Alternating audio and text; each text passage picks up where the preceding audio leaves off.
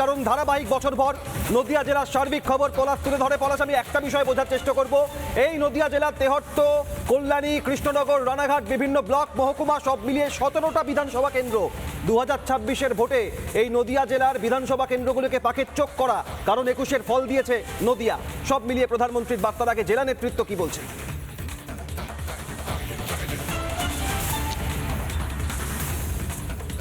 একদমই একের পর এক এই যে মোদিজির নদিয়া শপথ, তার কারণ নদিয়া একমাত্র মতুয়াগড়। বনগাঁ উত্তর 24 পরগনার পর নদিয়ার এই তাহিরপুর হচ্ছে মতুয়াগড়। আর এখানে আমরা গত পরশু দিন দেখিয়েছি এখানকার যে মতুয়াগড়, সেখানে স্থানীয় বিধায়ক অসীম বিশ্বাস তিনি কিন্তু শতাধিক যে মতুয়াদের বিভিন্ন রকম বাদ্যযন্ত্র সেগুলো প্রদান করেছেন এবং মতুয়া সংগঠন এখানে এক প্রকার মোদিজির জয় জয়কার। এসআইআর ফলে যে সমস্ত মতুয়ারা তারা বাংলাদেশের থেকে ভারতে এসেছেন অথচ নাগরিকত্ব পাননি, তারাও কিন্তু অধিকাংশ লোক এরা কিন্তু নাগরিকত্ব পেয়েছে। এবং আগামী 26-এ বিধানসভা নির্বাচনের আগে মোদিজির এই নদিয়া অর্থাৎ তাহিরপুর সফর, এটা কিন্তু ভীষণ গুরুত্ব এবং তাৎপর্যপূর্ণ। কারণ এখানকার একদিকে সাংসদ মহুয়া মৈত্র, তিনি যেরকম বিভিন্ন স্ক্যামে, কখনো সংসদের তথ্য বিক্রি, একাধিক স্ক্যামে তিনি জর্জরিত, সেই জায়গা থেকে দাঁড়িয়ে মোদিজি কিন্তু প্রথম যে কৃষ্ণনগরের পাশেই প্রায় তাহিরপুর, এই তাহিরপুরে তার জনসভা, এখানে একাধিক বিজেপি বিধায়ক রয়েছে এবং সাংসদ জগন্নাথ সরকার তিনিও বিজেপি সাংসদ রয়েছেন। এখানে কল্যাণীর যেরকম অম্বিকা রায় তিনি বিজেপি সাংসদ, হরিণঘাটার যেরকম রয়েছে অসীম বিশ্বাস কবিয়াল তিনি সাংসদ রয়েছেন, চাকদহ বিধানসভায় রয়েছেন বঙ্কিম ঘোষ তিনি রয়েছেন। একেবারেই পলাশ, তুমি সঙ্গে থাকো। আমি আরো একবার সহকর্মী অনুপমের কাছে যাই। অনুপম, উত্তরবঙ্গে আলিপুরদুয়ার, জলপাইগুড়ি, দার্জিলিং, কুচবিহার, বিভিন্ন উত্তরবঙ্গের জেলার পাশাপাশি দক্ষিণবঙ্গেও এই নদিয়া জেলায় কিন্তু 2021-এর বিধানসভা নির্বাচন, 2024-এর লোকসভা বা 2019-এর লোকসভায় দাঁত ফুটিয়েছে বিজেপি। 26-কে কতটা গুরুত্ব দিচ্ছে এই নদিয়া জেলার দিকে বিজেপি?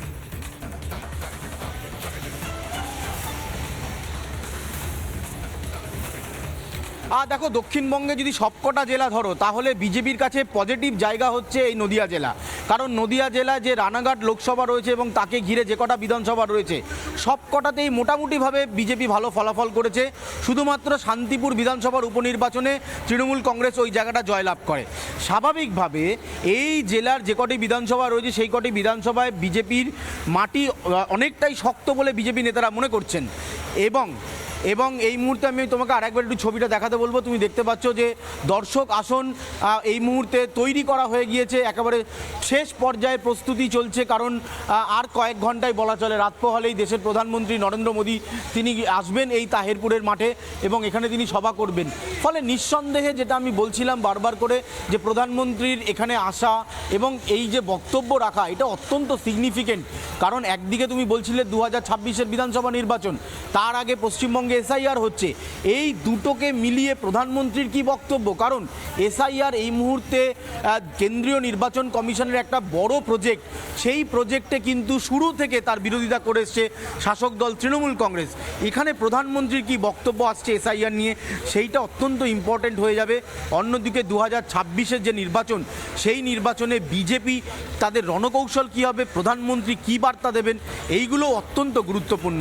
কিন্তু আমি তোমাকে বলবো যে প্রশ্ন করব, শুধুমাত্র নদিয়া জেলার 17টা বিধানসভা কেন্দ্র নয়, তার কারণ নদিয়ার পার্শ্ববর্তী জেলা মুর্শিদাবাদ বা নদিয়ার পার্শ্ববর্তী জেলা উত্তর 24 পরগনা, যেখানে বিজেপির শক্ত ঘাঁটি তৈরি হয়েছে 19-এর লোকসভা হোক, 21-এর বিধানসভা বা 24-এর লোকসভায়। সেক্ষেত্রে দাঁড়িয়ে মোদির বার্তার দিকে কতটা তাকিয়ে সার্বিকভাবে এই জেলাগুলির বিজেপি কর্মী সমর্থকরা?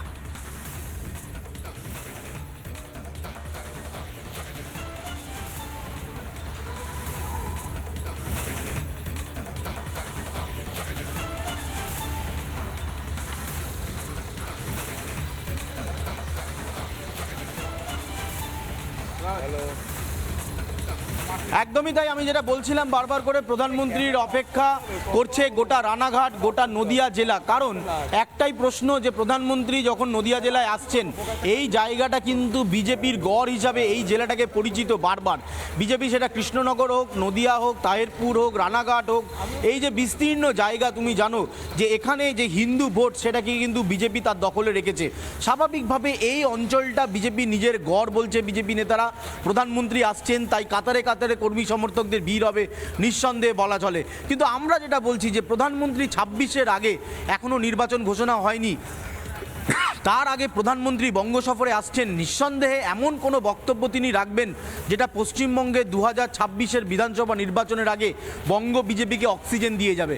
এখন বঙ্গ বিজেপিকে অক্সিজেন দেবে বিহারের নির্বাচনের ফলাফল, নাকি পশ্চিমবাংলার জন্য আলাদা টোটকা রেখে যাচ্ছেন প্রধানমন্ত্রী?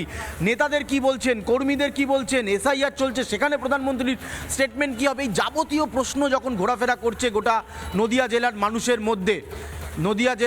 মানুষের মধ্যে তা সেক্ষেত্রে এই জায়গাটাতে নদিয়া জেলার মানুষ কি বলছেন, আমি আরেকবার একটু ছবিটা দেখাতে বলবো। তুমি দেখতে পাচ্ছ যে এই যে নদিয়া জেলার প্রধানমন্ত্রী আসছেন, সেই প্রধানমন্ত্রী তার কি বক্তব্য, সেটা বক্তব্য শোনার জন্য এই মুহূর্তে সেই ছবি আমি দেখাচ্ছি, সরাসরি তোমাকে দেখাবো।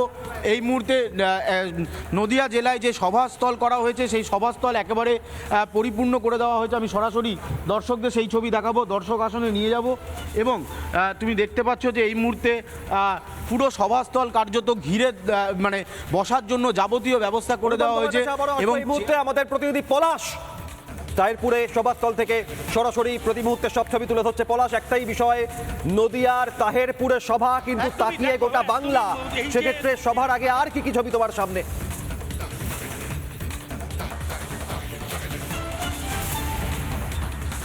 একদমই নদিয়ার তাহিরপুর, এটা কিন্তু একটা গুরুত্বপূর্ণ, তার কারণ এটা হচ্ছে মতুয়া ঘর।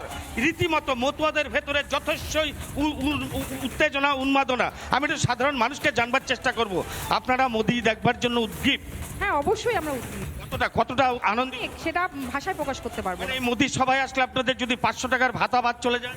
চলে গেলে চলে যাবে, অসুবিধা নেই। তাতেও কোনো পরোয়া নেই? আমাদের উন্নয়ন দরকার। আপনাদের উন্নয়ন দরকার। দেখো, এই মহিলারা বলছে 1000 টাকার ভাতা চলে গেলেও কিছু এসে যায় না, এনাদের উন্নয়ন দরকার। কি বেকার সমস্যার সমাধান দরকার। হ্যাঁ, বেকারের সমস্যার সমাধান দরকার। বেকারের সমস্যার সমাধান। আর কি চান? চপ শিল্প? হ্যাঁ, চপ শিল্প? নো। তাহলে কি শিল্প চাইছেন? বেকাররা যেন প্রত্যেকটা বাড়িতেই যেন ভাই বোনেরা। এগুলো মোদিজিকে জানাবেন না তার কাছ থেকে শুনবেন? হ্যাঁ, এগুলো শুনবেন? এটা আমাদের আবদার। এটা মোদিজির কাছে তাদের আবদার থাকবে যে চপ শিল্প, মুড়ি শিল্প নয়, তাদের রাজ্যে চাই শিল্প, বেকারদের কাজের জায়গাটা তারা কমপ্লিট করবেন, এরকমটাই আশা। মোদিজি হয়তো মঞ্চ থেকে এরকমই কোনো বক্তব্য রাখবেন সর্বসাধারণের উদ্দেশ্যে। তার পাশাপাশি এই মহিলারা এক্ষুনি যেটা অভিযোগ করছে যে মুখ্যমন্ত্রী যে 500 টাকা 1000 টাকার অনুদান, সেই অনুদান এরা চায় না, এরা চায় সামগ্রিক। আমি আরেকবার জানবো, আমরা চাই উন্নয়ন। আমরা ভবিষ্যৎ, আমাদের যে ছেলে মেয়েরা আছে তাদেরও তো ভবিষ্যৎটা দেখতে হবে, যেটা এখন এই মুহূর্তে একদমই খারাপ অবস্থা। আমরা চাই উন্নয়ন, সেটা যেভাবে হোক। মোদিজিকে কাছে আমাদের এটাই আবদার যে আমাদের উন্নয়ন দরকার। বিশেষ করে আমাদের তাহেরপুরে একটা হসপিটাল নেই, আমাদের কেউ যদি এমার্জেন্সিভাবে অসুস্থ হয়ে যায় আমাদেরকে বাইরে চলে যেতে হয়। তারপরে একটা স্বাস্থ্যকেন্দ্র নেই। কেন রাজ্যে এত সুপার স্পেশালিটি, এত হসপিটাল হচ্ছে, তারপরে নেই? তাহেরপুরে উন্নয়ন অবস্থা খুব খারাপ। অ্যাকচুয়ালি এই যে নদিয়া জেলার তাহিরপুর, এই তাহিরপুর একমাত্র এমন একটা নোটিফাইড এলাকা বা এমন একটা পৌরসভা শুধুমাত্র সিপিএম এর দখলে। এই তাহিরপুর পৌরসভা পশ্চিমবাংলায় সিপিএম এছাড়া কোনো বিধানসভা বা কোনো টিকিট বা কোনো আসন তারা পায়নি। শুধু তাহিরপুর পৌরসভাটা এটা সিপিএম এর আন্ডারে। আর এখানকার মানুষদের কিন্তু একই সঙ্গে তাহিরপুর, রানাঘাট উত্তর পশ্চিম বিধানসভার অন্তর্গত, যেখানে বিজেপির শক্ত ঘাঁটি। সরাসরি অনুপম পাত্র সহকর্মী, তার কাছে যাই। অনুপম, সব মিলিয়ে জেলা বিজেপি নেতৃত্ব কি মনে করছেন আগামীকাল মোদির সভায় কোন কোন বার্তা স্পষ্ট থাকতে পারে? তার কারণ বছর ঘুরলেই 26-এর ভোট, তার আগে তাহেরপুরে নদিয়ায় মোদি তাকিয়ে গোটা বাংলা। অনুপম।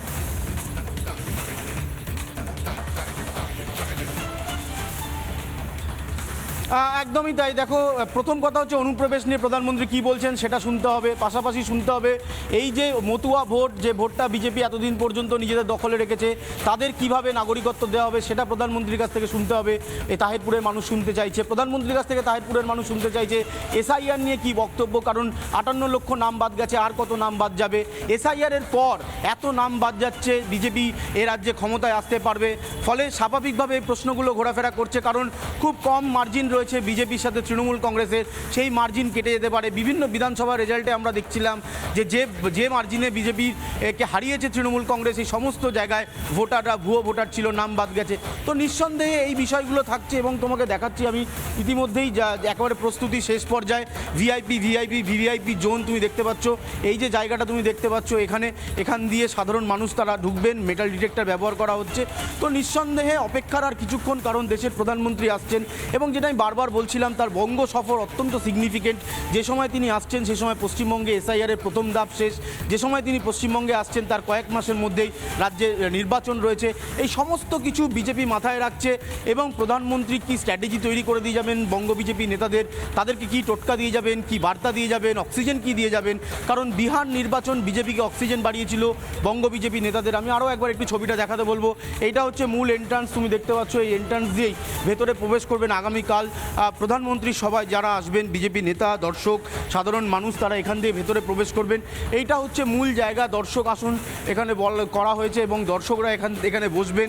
আরও বেশ কিছুটা দূরে প্রধানমন্ত্রীর যে সভাস্থল, সেটা মূল মঞ্চ, যেখানে রাজ্য নেতৃত্ব থাকবে, সাংসদরা থাকবেন, বিধায়করা থাকবেন, রাজ্যের বিরোধী দলনেতা থেকে শুরু করে বিভিন্ন সাংসদরা উপস্থিত থাকবেন এবং রাজ্য সভাপতি উপস্থিত থাকবেন। এই জায়েন্ট স্ক্রিনগুলো দেখো, রোহিতগণ দেখাচ্ছে, একটার পর একটা জায়েন্ট স্ক্রিন লাগানো হয়েছে, কারণ অনেকটা দূর, যাতে এই জায়েন্ট স্ক্রিনের মাধ্যমেও যারা দর্শক তারা দেখতে পান যে কিভাবে প্রধানমন্ত্রী বক্তব্য রাখছেন। এইগুলো অবশ্যই যথেষ্ট। শব্দ ধরে আমি তোমার কাছে একটা বিষয় বোঝার চেষ্টা করব, তার কারণ বিহার নির্বাচনের ফলাফলের পর দিল্লিতে বিজেপির সদর কার্যালয়ে দাঁড়িয়ে নরেন্দ্র মোদী যে বার্তা দিয়েছিলেন, এবার লক্ষ্য বাংলা। আর বিহার নির্বাচনের ফলাফলের পর বাংলায় প্রথম মোদীর সভা, তাই এই সভা নদিয়ার তাহেরপুর নয়, এক প্রকার গোটা রাজ্যের জন্য অত্যন্ত গুরুত্বপূর্ণ। অনুপম, একই নানা ধরনের কন্টেন্ট দেখার জন্য লাইক করুন, শেয়ার করুন আমাদের ফেসবুক পেজ, সাবস্ক্রাইব করুন আমাদের ইউটিউব চ্যানেল। পাশাপাশি অন্যান্য ব্রেকিং নিউজের জন্য অবশ্যই চোখ রাখুন রিপাবলিক বাংলায়।